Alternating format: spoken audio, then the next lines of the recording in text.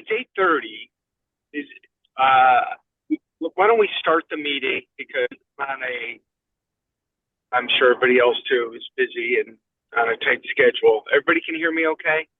Yes. Okay. Is Jane in the room? No, she's not. Okay, that's fine. Well, she'll be there. So we'll call the meeting to order.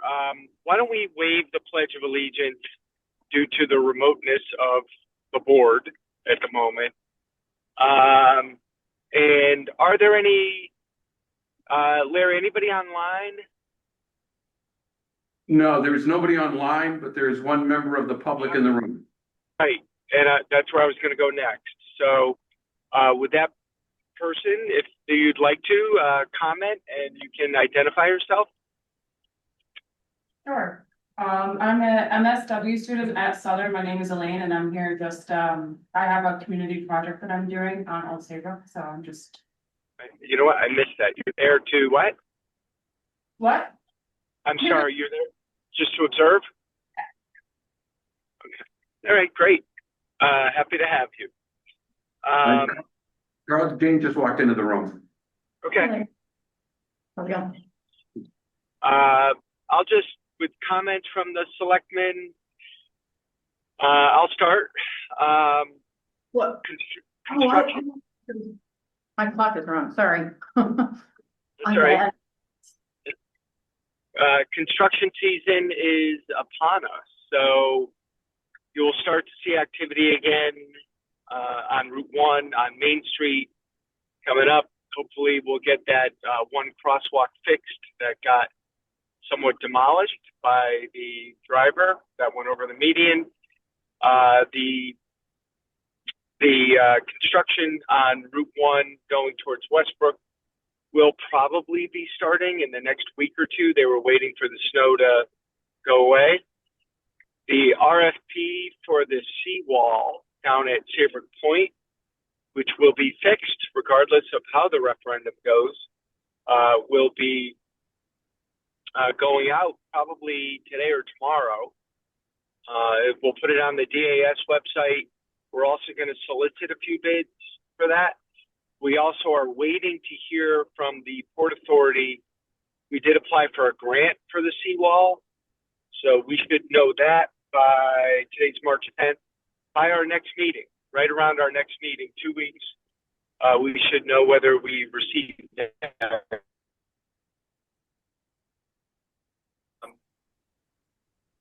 I'm heading up to a Connecticut Conference of Municipalities meeting. What they do is they do kind of a legislative overview of what's going on, discuss issues that CCM would like to take a position on, whether it's opposing or supporting or advocating for a new position. And then we have a board of directors meeting, so that's where I'm going to be today. And then later on, I have a Council of Small Towns board of directors meeting. And again, the same thing is to discuss legislation that is occurring at the state capitol that cost is either supporting, opposing, or proposing. So we, one other thing that we're talking about, and I think this is another thing that is going to happen in the next day or two.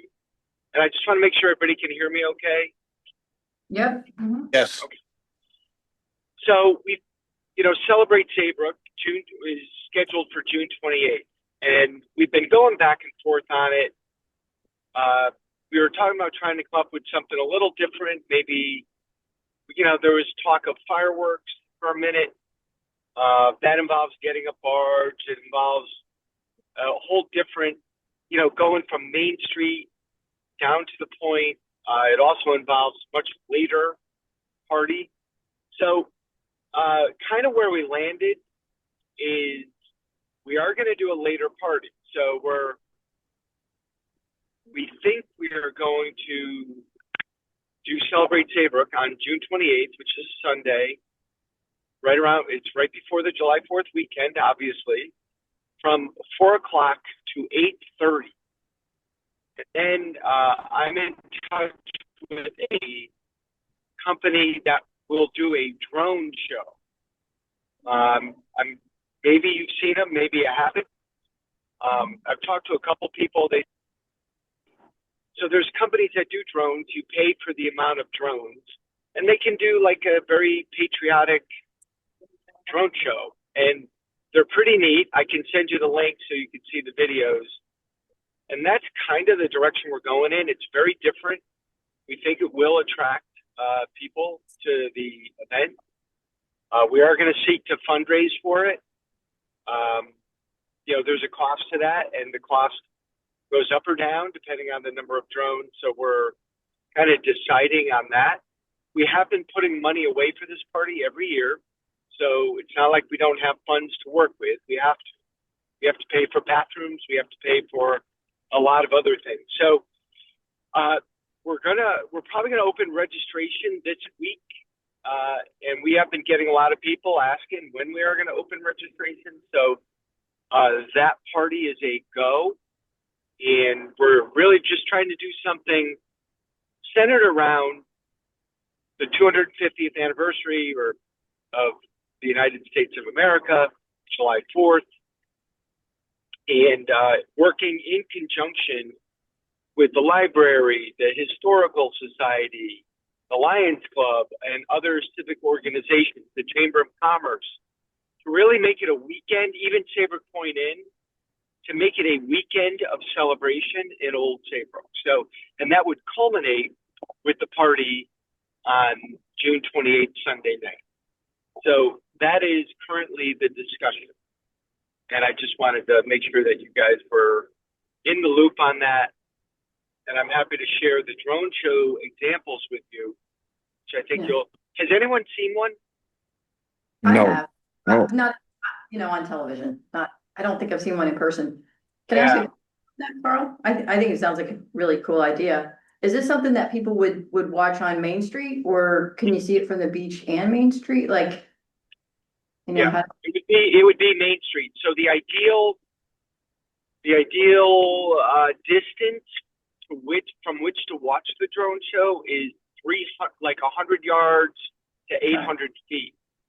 So the idea would be the party would end. The vendors would leave. They'd start packing up to leave, and people would gather. We'd probably release them to not gather in the street, but gather maybe in Main Street Park across the street. They could stay on Main Street north of Sheffield Street, and everything should be fine. They should be able to see. You need to be a certain distance away to be able to see it.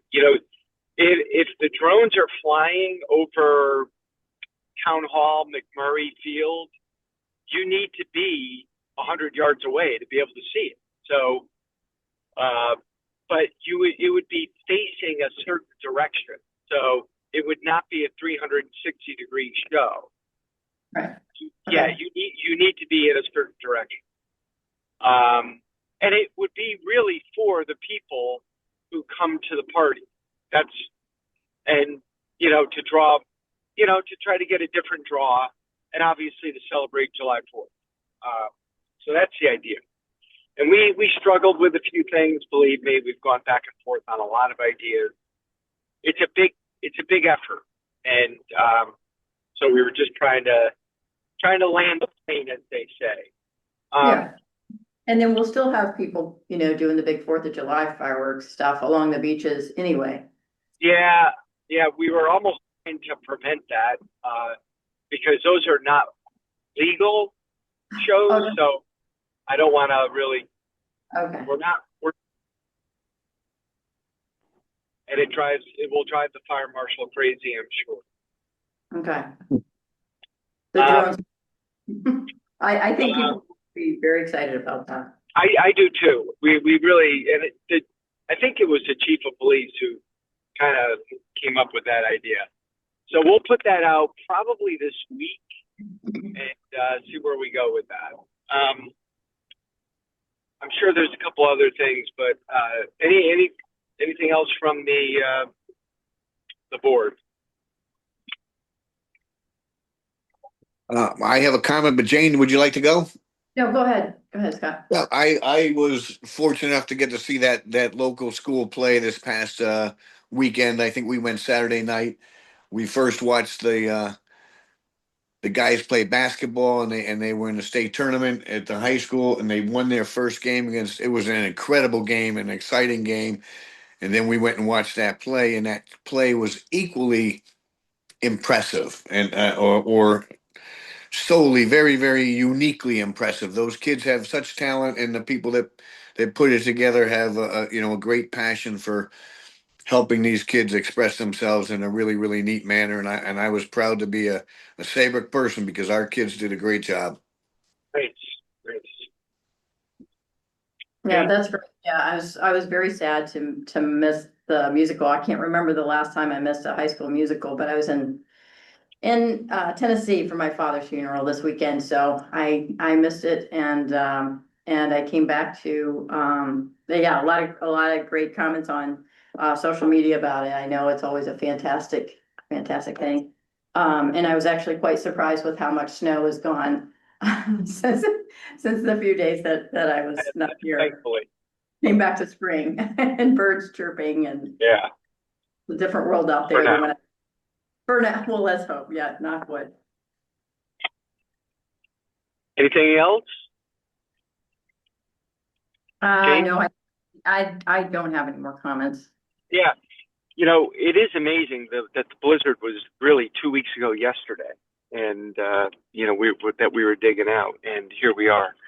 So remarkable. But March tries to fool you. Let's not forget that it'll be cold again. Exactly. I'm sorry to be Debbie Downer, but that's a fact. All right. So approval of the minutes, Board of Selectmen meeting February 25th. I'll make a motion. Is there a second? I'll second. Any comments or questions, additions, corrections? Hearing none, all those in favor signify by saying aye. Aye. Okay, thank you. So I think we heard this from our last meeting, Mariners Way Redevelopment Ad Hoc Committee on renaming the committee to the Mariners Way Revitalization Ad Hoc Committee from redevelopment. So I'm happy to make that change and make that into a motion. Is there a second? Second. Comments? Or It's pretty, minor change, but it definitely changes the context of, of it. So, right. I never really thought about it until it was brought to my attention last meeting, and it does make a lot of sense to do that. So, all righty. So all those in favor signify by saying aye. Aye.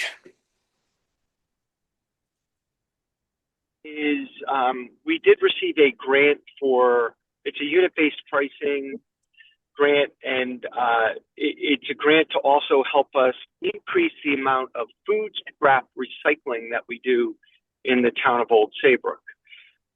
It's to do both, and unit-based pricing, I'm just going to say it out loud. That is where you basically sell garbage bags to the public, and your trash goes in the garbage bag. And the idea is that you recycle more, both cardboard and paper and plastics, but also that you food scrap recycle more. And I'll say this much: it works. It by all accounts, it works in lowering the tonnage that you end up throwing away. It can be a very politically sensitive topic. So, and the state of Connecticut has talked about this for many, many, many years. There were, for a long time, there were just one or two towns in the state of Connecticut that had unit-based pricing. Stonington has had it for 30 years. And if you saw the amount of trash in terms of tonnage that they throw away per capita, it's quite remarkable on the low side compared to the rest of the state of Connecticut. So over the years, several programs have stopped and started in the state of Connecticut, and they've tried to learn from their learn from their mistakes. And so I'll lay out for you how this grant works. It is 3 phases. The first phase is basically education. So we are forming a committee to work with the consultant, which is Waste Zero. They are on the DAS approved list for this, and they are working with DAS. They're working with DEEP rather on the implementation of this program all over the state. So they are really the player in this arena. And I've worked with Kristen Brown over the years. We've kind of dabbled with this. We've thought about doing it.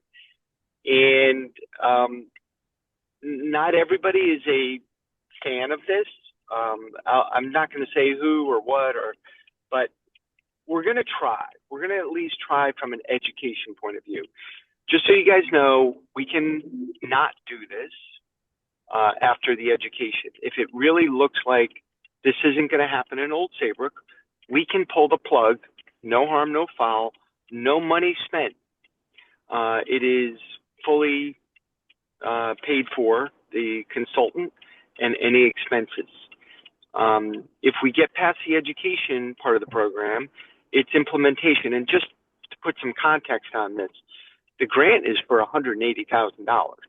The education piece is, I think, about $10,000. The implementation piece is where the nuts and bolts comes in, and that's where the consultant will stay with us for really get this program up and running, and we'll see what kind of effect it has. So the committee, and I consulted with Deb Shaw on this, just so you know, Jane. I consulted with the RTC also, and came up with a group of names that I think is a group of very fair-minded people. 2 of them are on the Conservation Commission, so I thought they'd be interested. Nina Regan and Francine Gumkowski. And then John Henry, who's on zoning, Jim Joaquin, who's on the pension board, and Barbara Dennison, who's on the Board of Assessment Appeals. Involved people, really nice people, smart people, to kind of take a look at this and make a recommendation ultimately to the town of Old Saybrook, the Board of Selectmen, as to whether we should move forward with this. I'm going to meet with this group before they get involved, and I'm probably going to tell them that, you know, there may be some pushback, and see how they react to that. This, amongst other issues, this has been a third rail in politics. I'll just say that. There's been very few elected officials who kind of really want to put this forward. But the way we're doing the program, I think, makes a lot of sense. It's with state funding. It's with a consultant. It's slow. It's educational. And then possible implementation. I am not making any promises that we will move forward with this, but we have to do it one phase at a time. And I think that's the genius of the way we're moving forward. So it is a requirement that we have a committee to start the unit-based pricing program. And these are the folks I came up with kind of by agreement with, and not that it's a political committee, by the way, either. It's just, I'm trying to reach out to people to get a good group. And that's it. So I'm going to just put it on the table that we create this committee to assist with the education component of a grant received from the Connecticut DEEP concerning unit-based pricing. And you see the names of the people. So I'm going to put that on the floor as a motion, if I can get a second. Second. All right. So, any discussion? I've said my piece. Any idea on the timeline of this, the education piece? Probably 6 months. 6 months? Okay. Yep. The whole program could be, to implementation could be a full 2 years. And then the third phase, by the way, is just an audit to make sure you spent the funds appropriately. So that's really more administrative. But I did. I think it's a, I think it's a good use of some opportunity money that we have when it comes to a grant. And I think that the education is definitely going to lead to some sort of a, proper recycling or more proper recycling, because people are, when you don't know what you're supposed to do, you don't do it. And if you do know what you're supposed to do, you might do it. And so it's going to lead to something a little bit more productive, I'd say. Yeah, and it's in conjunction with a lot of the food scrap diversion that we are already doing. We do it at the transfer station, so we'll increase it, I hope. And we're doing it at the Goodwin School. We're trying to teach the younger kids about this, and we pay for that through the Small Bottles Fund. Those monies that we get.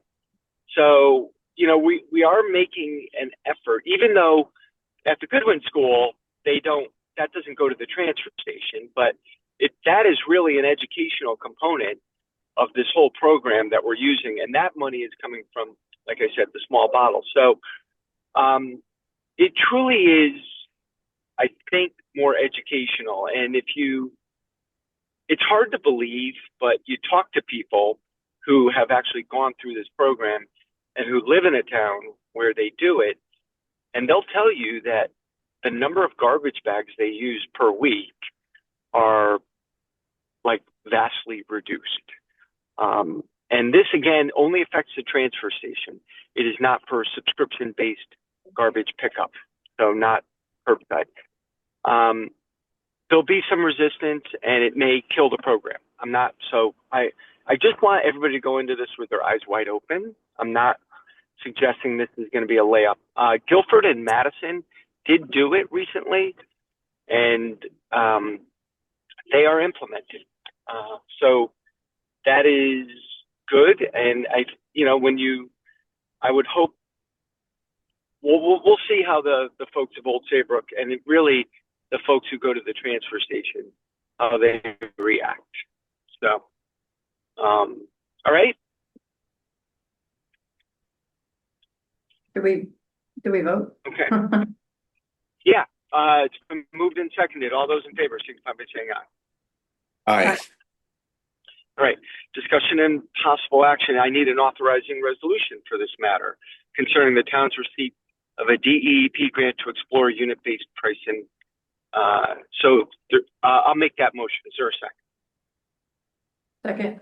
Yeah. So there's a couple things we need to do. Form a committee. I need the resolution.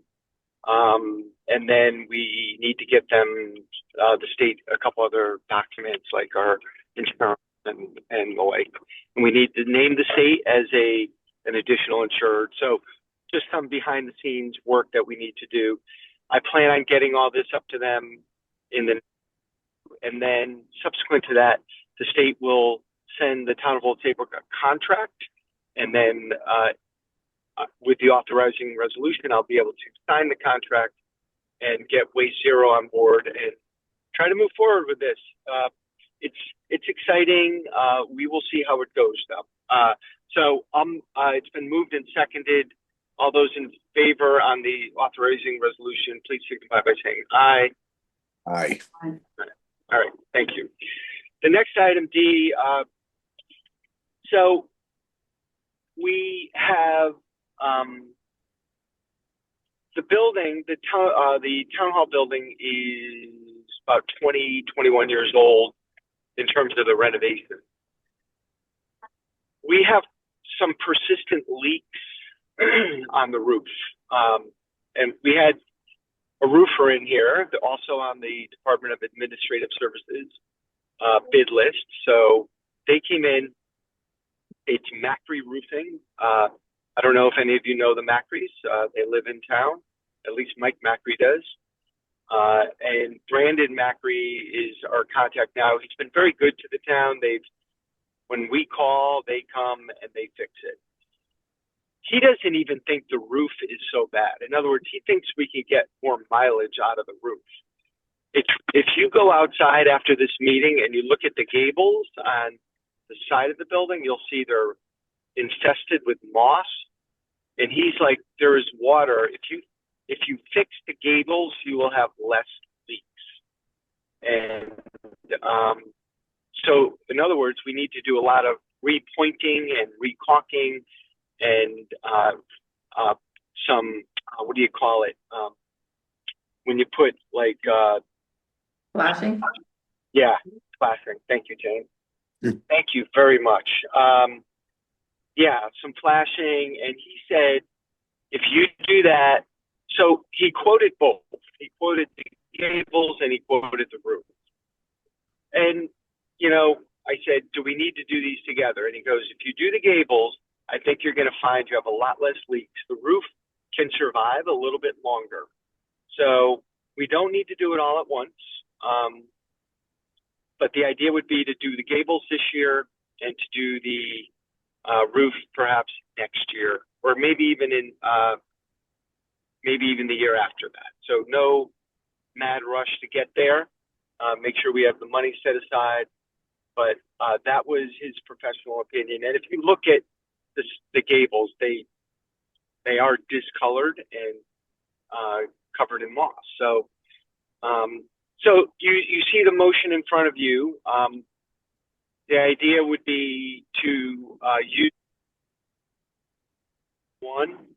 Once we get a budget, should have 50,000 in it, and then to just use 50,000 from our capital non-recurring fund. So some money that's been set aside and just a little bit of money from our capital non-recurring fund, which has money in it,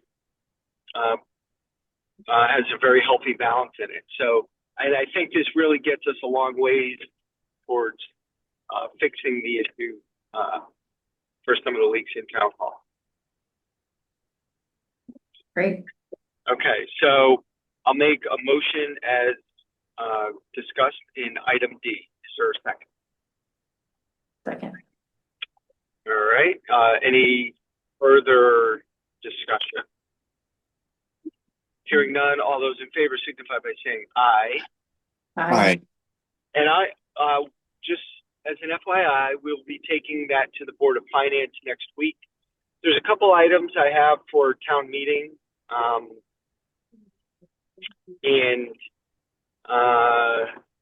that will be one of them. There's about 4 or 5 items that need to go to a town meeting. And I'm just kind of collecting them, none of them of super great urgency, but that way we don't go to a town meeting for just one item. Not that we can't do that. And I think Bruce brought this up at the last meeting, that several folks needed reappointment on the Mariners Way Revitalization Ad Hoc Committee, and that would be Doug McCracken and Emily Burchowski. We'll do those together. I'll make that motion. Is there a second? Second. Thank you, Jane. All those in favor? Aye. Aye. Anything for the good of the board? We'll open it up for last comments based on if anything came to you during the meeting, and if not, Jane, thank you for coming in. I appreciate it. No worries. And